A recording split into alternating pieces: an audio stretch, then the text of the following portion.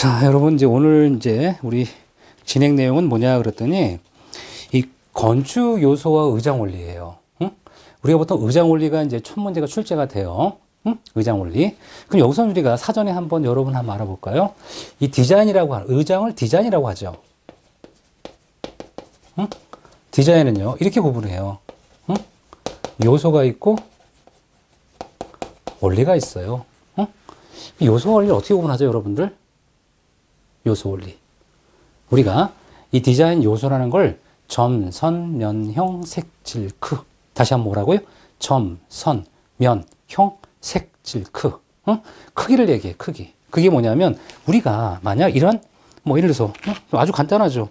우리 간단한 이러한 지우개가 있어요. 지우개. 그죠?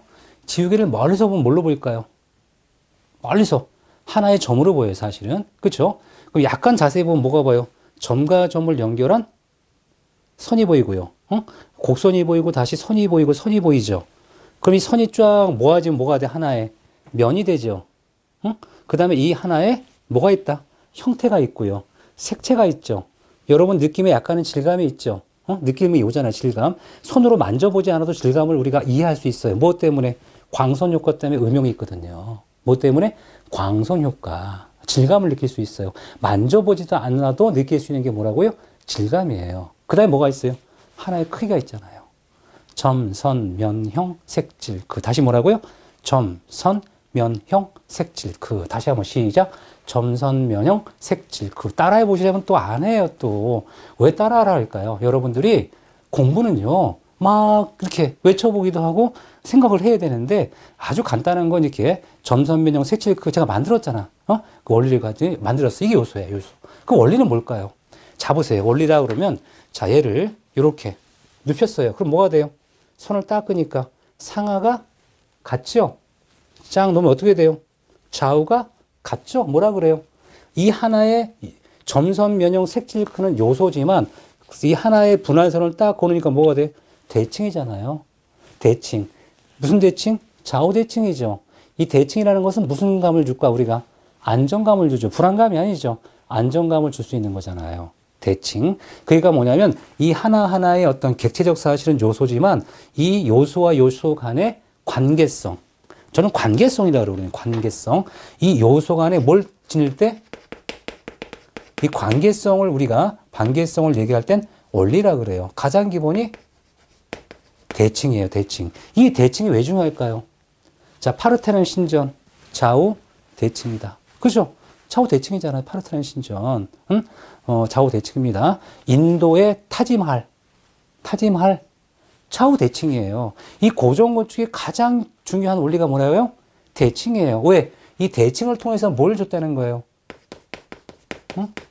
균형감을 얻은 거거든요. 대칭을 통해서.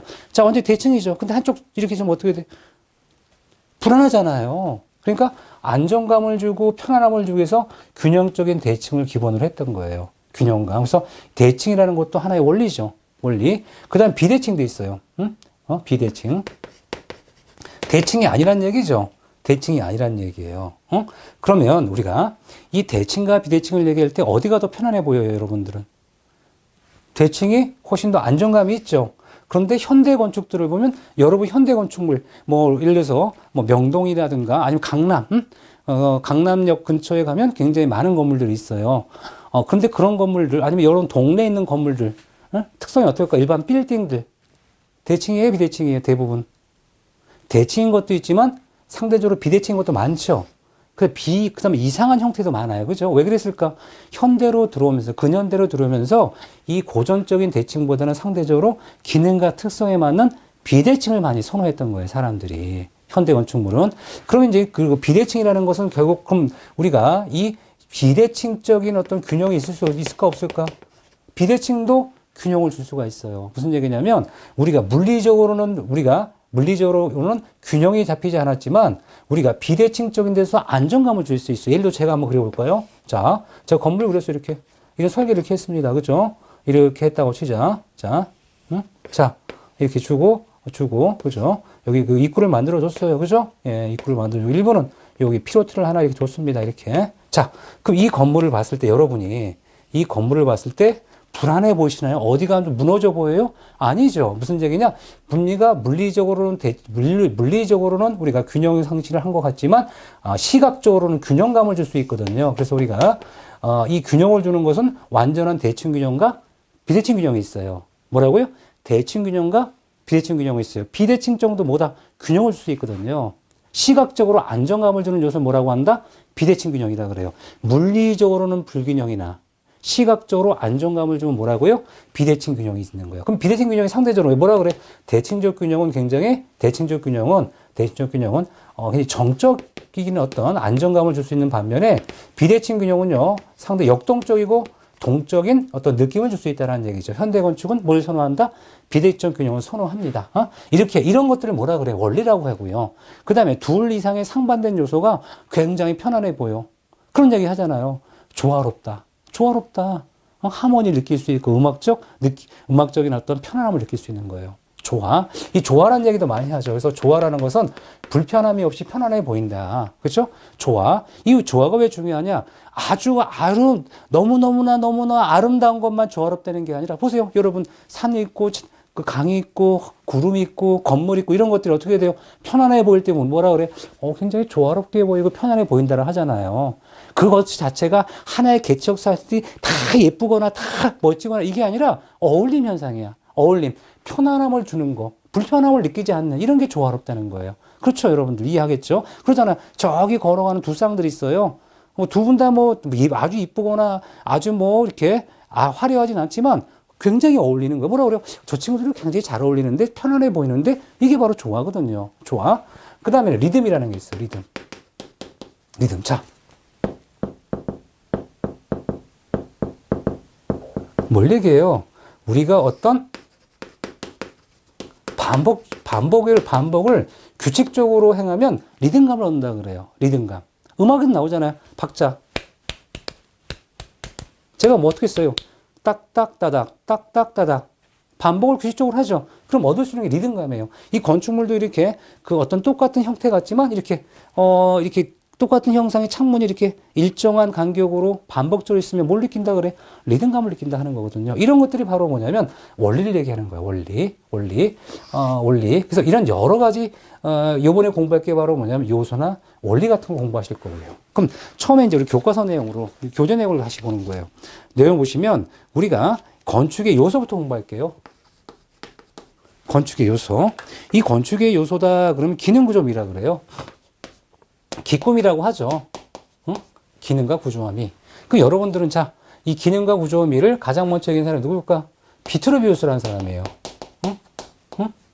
비트루비우스. 어떤 사람일까요? 이 고대 로마의 건축가예요. 건축 10서. 건축 10서라는 책을 쓰신 분입니다. 건축 10서. 혹시 보셨나요? 아마 그 건축 10서라는 책이 건축 도서 시리즈 같은 데서 과거에 나오긴 했는데 지금 나온지 모르겠어요. 그 도서 내용을 보면 굉장히 다양한 게 나와요. 성벽을 쌓는 기술이라든가 무슨 역청질 재료를 사용하는 방법이라든가 무기의 어떤 방어를 제작하는 이런 성벽 이런 것도 있잖아요. 건축의 양식이라든가 이런 게 여기 다 나와요. 근데 비트루비우스가 건축의 정말 중요한 기능과 구조와 미를 얘기한 적이 있었어요. 그럼 기능 기조미 중에 여러분 생각은 뭐가 제일 중요합니까? 자, 기능이 제일 중요하다. 손 들어보세요. 기능. 그렇죠. 굉장히 많네요. 구조. 미가 제일 중요한다. 그런 거 보면 참, 미는 별론가요? 사실 그 사과도요, 이뻐야지 좀 보기 좋지 않습니까? 그래서 우리 뭐라고 하냐면, 그 기능과 구조미 중에 기능, 구조미의 순서로 중요하다고 누가? 비트루비우스가 얘기했어요. 그래서 많은 현대 건축가들은 기능과 구조미, 얘가 건축의 3대 요소라는 거에 크게 반대를 하지 않기 때문에 지금도 건축의 중요한 3대 요소는 뭐냐 그러면 기능과 구조와 미고요. 가장 중요한 게 뭐냐? 기능, 그 다음에 구조, 그 다음에 아름다움이다라고 우리가 얘기를 했던 거예요. 근데 이제 우리가 이 네르비라고 하신 분이 있어요. 네르비. 이 네르비라 하시는 분은 네르비는 건축의 요소를 기능과 구조와 형태라고 얘기하는 사람이 있고요. 그 다음에 우리가 분리파의 오토 와그너라는 분이 있어요. 이 오토 와그너는요, 기능과 구조와 재료를 얘기했어요. 기능과 구조, 재료. 그래서 우리가 잘 보시면 미형제죠. 그래서 내르비는 형태, 와그너는 재료가 있으니까 약간 다르죠. 하지만 중요한 것은 기능과 구조미, 이걸 우리가 가장 중요한 3대 요소라고 보통 얘기를 하고요. 다만 레르비나 와그너는 이렇게 중요한 요소를 형태라든가 재료라고 얘기한 적이 있습니다. 라는 게 이해하시면 되고요. 그럼 여기서 중요한 게 기능이라는 거. 기능이 펑션이라고 하죠. 그래서 기능에 대한 유명한 건축가가 루이스 설리반이라는 사람이에요. 루이스 설리반. 이 루이스 설리반은 그 시카고파의 건축가예요. 아마 시카고가 우리가 과거에 이제 그 화재가 났어요. 대화재가 나타나고 나서 그 당시 시카고가 대화재 나기 전에는요, 이 목조 건물이랑 조적 건물이 많았대요. 그 어떻게 됐을까? 다 그냥 불타거나 무너지고 했겠죠. 그래서 이 루이스 설리반 건축가는요, 그때 당시 철거 건물 있죠.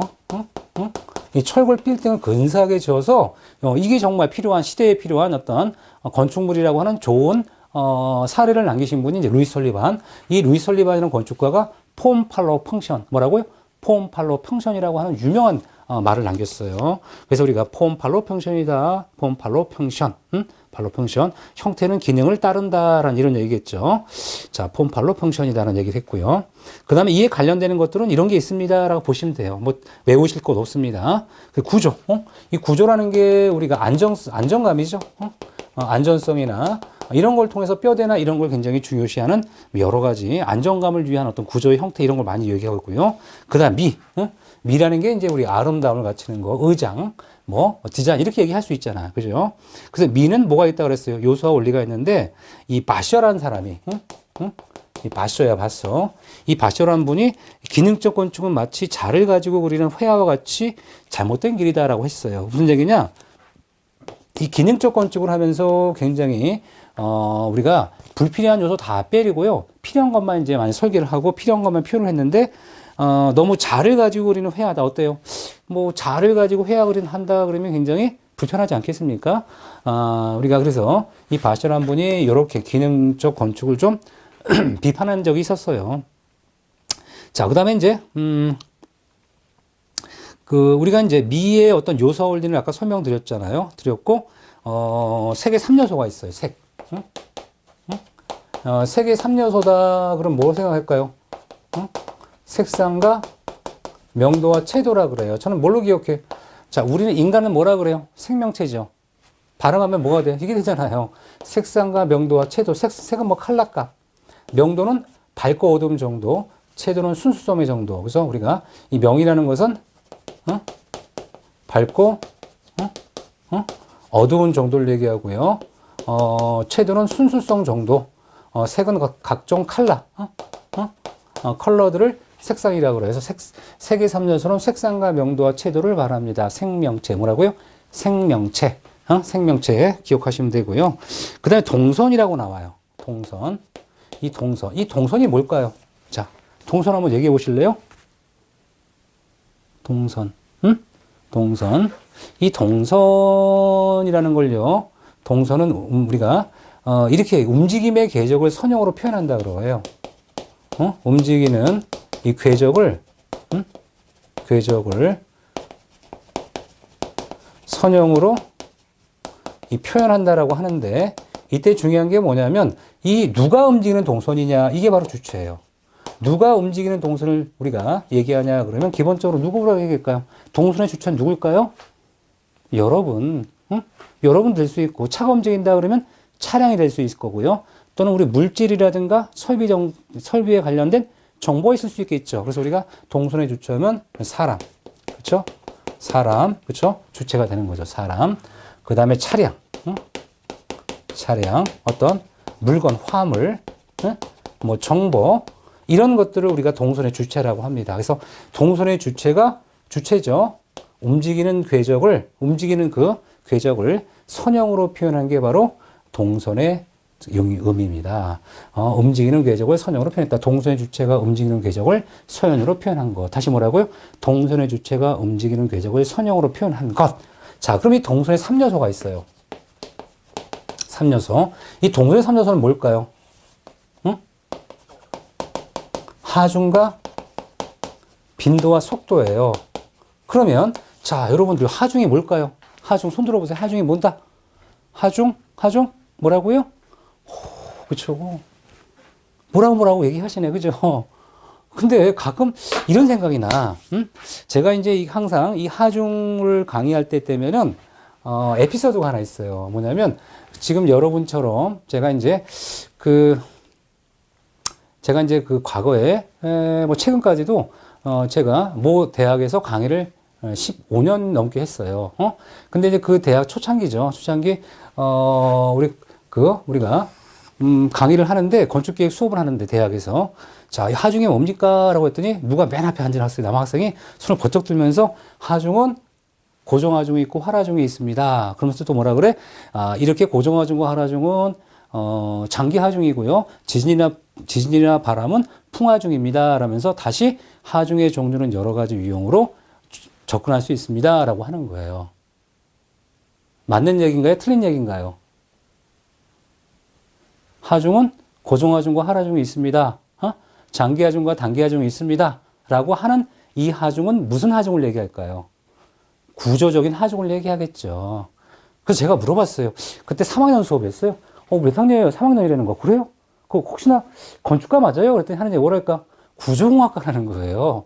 아니, 근데 구조공학과인데 왜 왔어? 그랬더니 하는 얘기가, 우리 옆에 친구, 여학생이 그 김영동 교수님의 건축기획 수업을 듣는데 옛날엔 과가 이제 다른 과에서 제 수업을 많이 들었어요.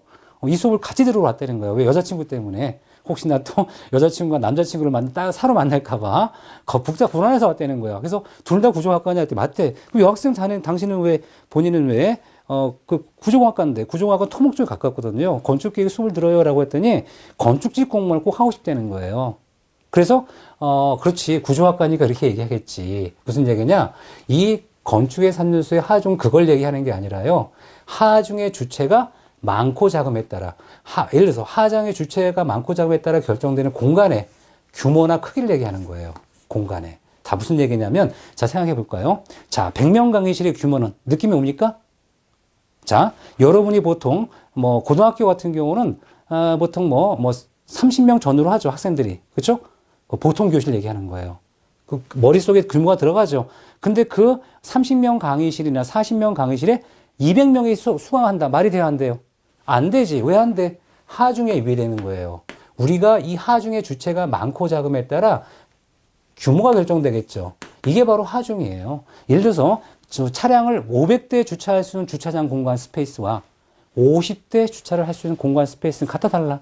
다르겠죠. 이게 바로 하중의 차이예요. 그래서 우리가 얘기하는 이 하중이라는 것은 동선의 주체의 많고 적음에 따라 결정되어진 필요로 하는 그 공간의 규모를 얘기하는 거야. 이게 하중이구나. 이해되시겠죠?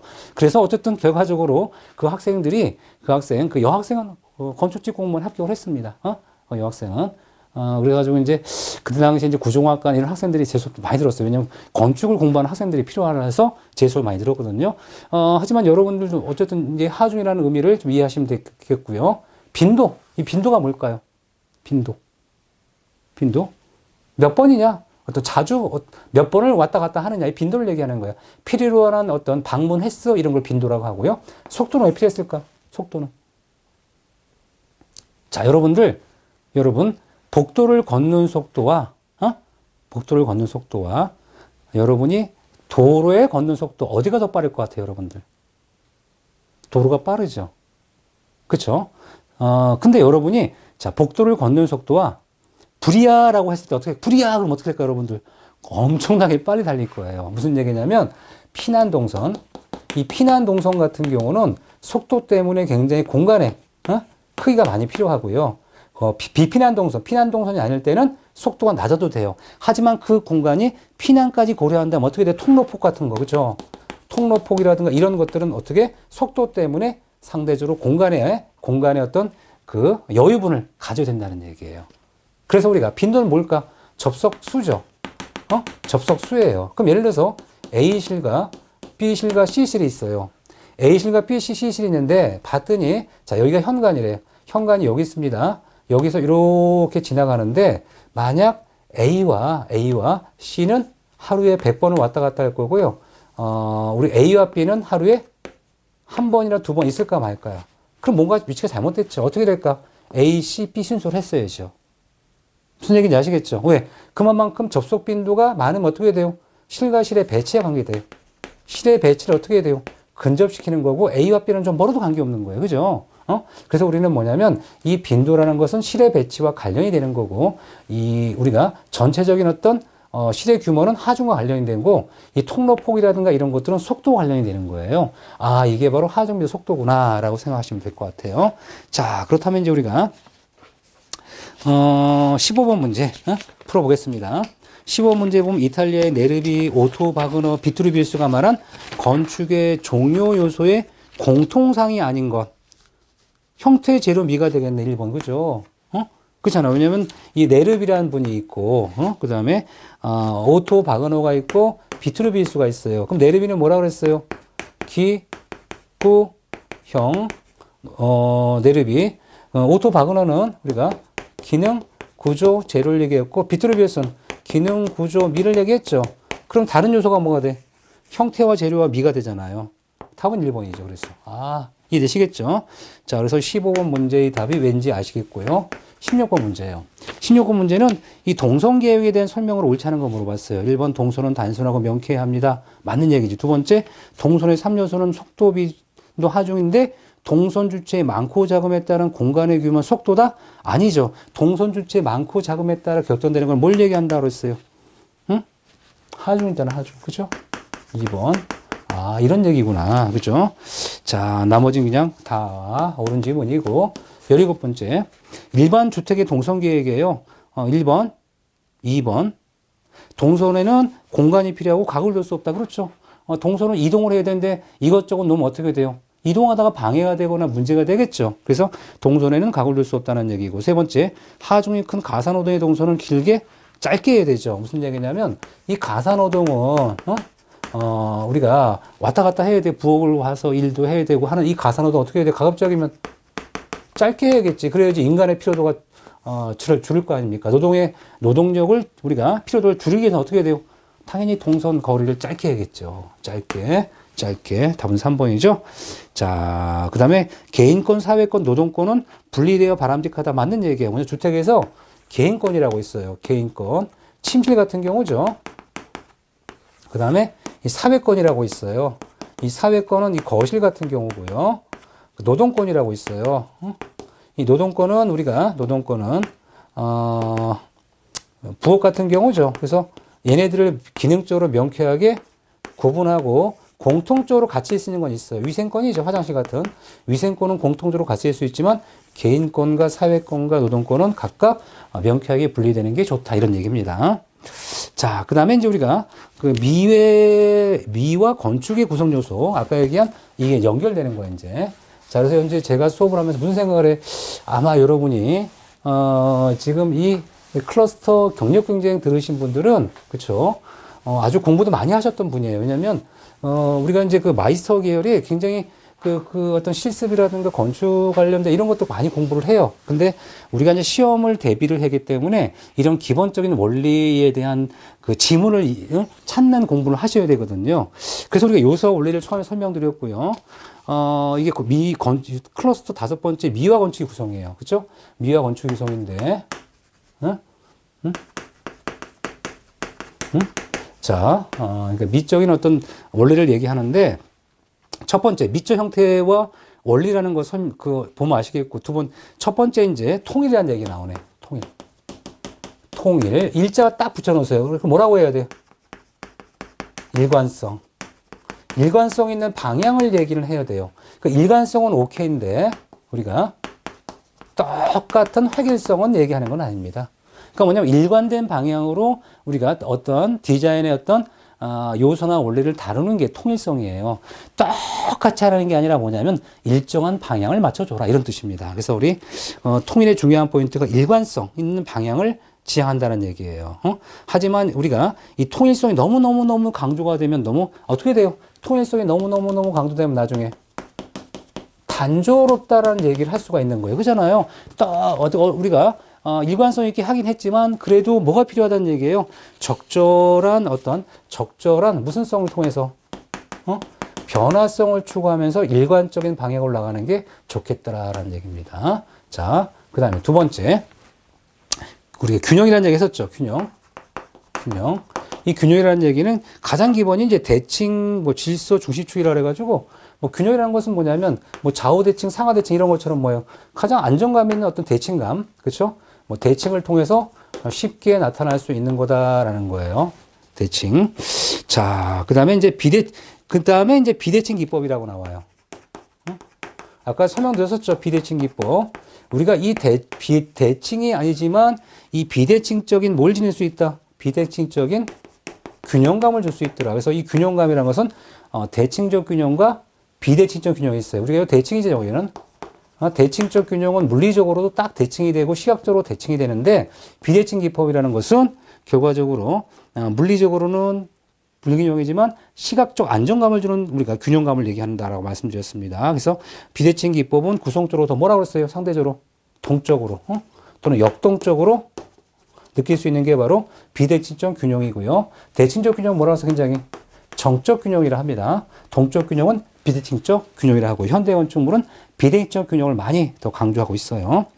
그 다음에 이제 네 번째 리듬의 제일 중요한 포인트가 뭘까? 리듬의 제일 중요한 포인트는 규칙적으로 뭐 하는 거예요? 반복을 주는 거야. 규칙적 반복. 규칙적 반복을 주는 거야. 그래서 우리가, 뭐, 반복, 점증, 억양, 이런 걸 우리가 다 얘기할 수 있다는 거고, 중요한 포인트가 규칙적으로 연속되는 주칙적으로 연속되는 반복이 나타날 때, 음악 감각이 조용히 됐을 때 나타날 수 있다는 거고요. 이 다섯 번째, 우리 질감. 아까 이런 얘기에서 질감. 이 질감이라는 것은 꼭 손으로 만져봐야 돼요? No, 아니죠.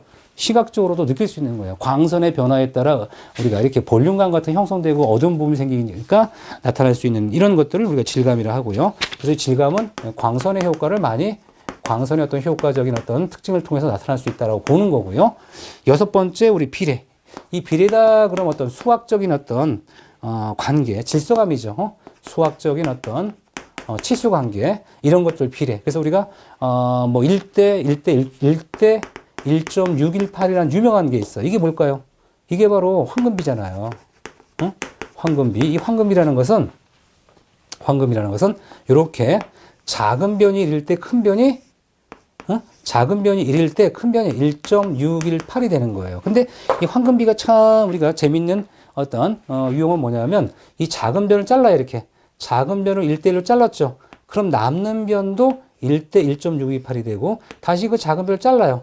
짧으면 이 남는 변도 1대 1.628이 되고 다시 이렇게 계속 이렇게 수렴한다는 거예요. 그래서 1대 1.628 짧은 변이 1대 긴 변에 1.618의 비율을 가질 때 수학적 비례죠.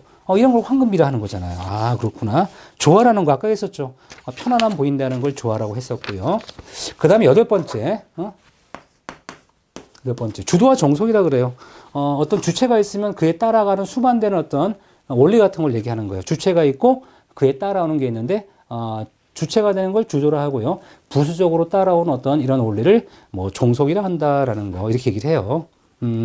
그래서 우리가 디자인의 지배적인 힘을 주도, 지배적이지 않지만 어쨌든 이런 그 종속적인 부분을 우리가 종속이라 하더라. 그 다음에, 대비라는 거, 대비. 명확한 어떤 이런 특성이 강력하게 인상을 주는 거. 한마디로 이제 대비 또는 병치,